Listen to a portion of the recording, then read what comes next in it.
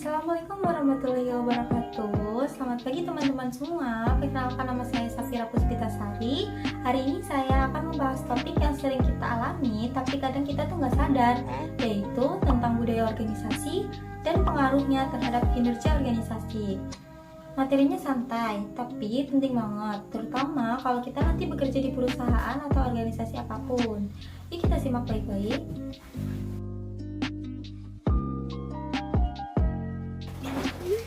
Nah, jadi apa sih itu budaya organisasi?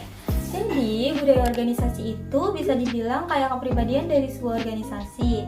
Misalnya nih, suatu kantor ada yang semua karyawannya saling sapa, timnya kuat, ada juga yang suasananya tegang, penuh tekanan. Nah, itu karena budayanya beda. Budaya ini terbentuk dari nilai, kebiasaan, aturan-aturan yang tidak tertulis yang dianut bareng-bareng oleh orang-orang di dalam organisasi tersebut.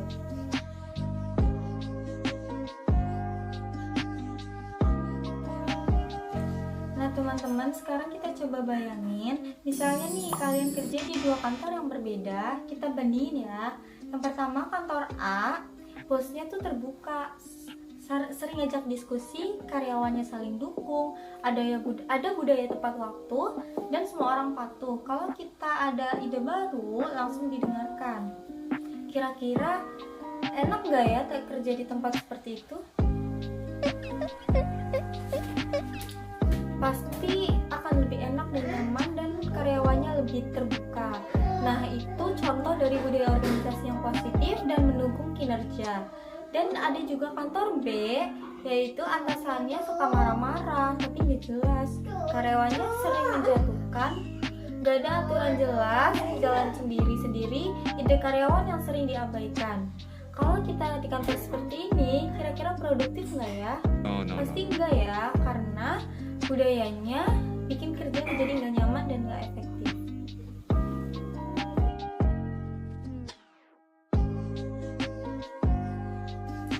Nah, contoh nyatanya kita ambil contoh yang paling gampang. Kita bisa lihat dari perusahaan Google dan Toyota.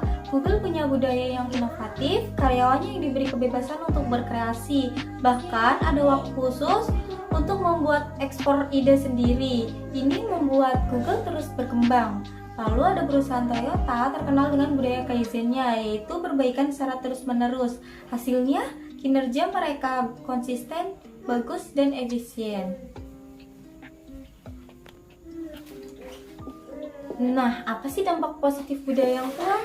Budaya yang kuat itu bikin kerja lebih enak, karyawan jadi lebih loyal, semangat timing tinggi, dan organisasi lebih cepat beradaptasi kalau ada perubahan. Pokoknya kerja pun lebih ringan dan hasilnya pun juga maksimal. Tapi ada juga dampak budaya negatifnya. Sebaliknya, kalau budayanya negatif, dampaknya bisa berbahaya. Karyawan bisa sering keluar masuk, timnya nggak kompak, banyak konflik, dan hasil kinerjanya pun menurun. Makanya penting banget jaga budaya organisasi tetap sehat ya teman-teman. Terus gimana caranya membangun budaya organisasi yang bagus? Beberapa strateginya bisa dengan yang pertama, menyampaikan visi dan nilai-nilai organisasi secara jelas. Yang kedua, pemimpin harus jadi contoh yang baik. Ketiga, adakan pelatihan dan pengembangan. Dan keempat, jangan lupa sistem penghargaan dan hukuman juga harus sesuai dengan nilai-nilai budaya yang diharapkan.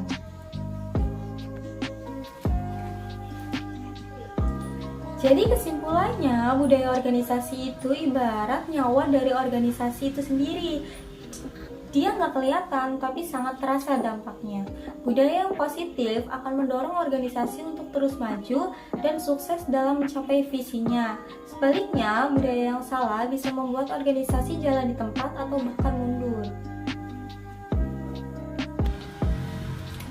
Oke teman-teman, itu tadi materi dari saya tentang pengaruh budaya organisasi terhadap kinerja. Semoga penjelasan tadi bisa menambah wawasan kita semua ya. Terima kasih. Wassalamualaikum warahmatullahi wabarakatuh.